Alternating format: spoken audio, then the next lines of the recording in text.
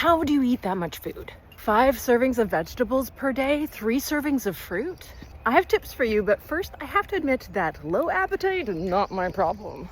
I'm actually on the other end of the spectrum, where part of maintaining my 150-pound weight loss is volume eating. Adding in extra vegetables and fruit to help fill me up without exceeding my caloric requirements. So how do you eat enough of all of those nutritionally important foods that improve our long-term health outcomes if you're someone with a smaller appetite?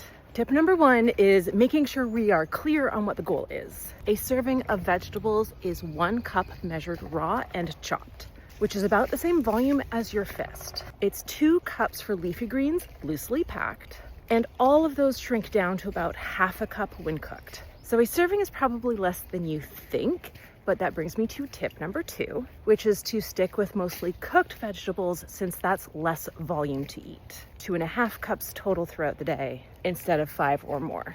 Tip number 3 is to blend your vegetables into soups or smoothies, which also has the effect of reducing the volume. You can pack a lot of vegetables into a breakfast smoothie. Tip number 4 is to make sure you're eating 3 meals a day. Eating breakfast regularly reduces your risk of developing type 2 diabetes and cardiovascular disease. So it's a really important healthy habit to work on. And also another opportunity to pack in nutritious foods, whether that's a breakfast smoothie or a veggie-laden omelet or frittata.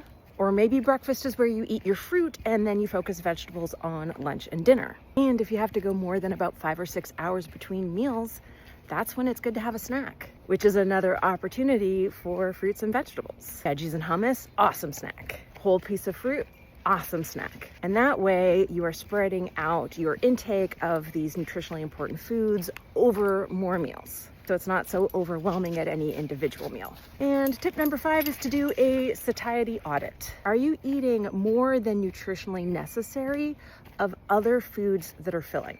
For example, are you aiming for that 1 gram per pound body weight protein recommendation that's all over social media and is more protein than most people need?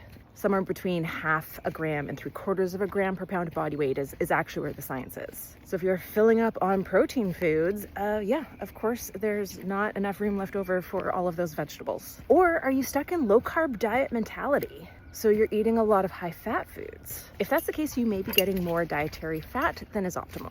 So yeah, if you're filling up on really high fat foods, of course there's not enough room left over for all those vegetables. Although if you're looking for some efficiency, avocado does count as a vegetable. So I hope these tips help. Again, this is something I have theoretical knowledge on. It is not my lived experience. So if you have other tips to share, please comment them below.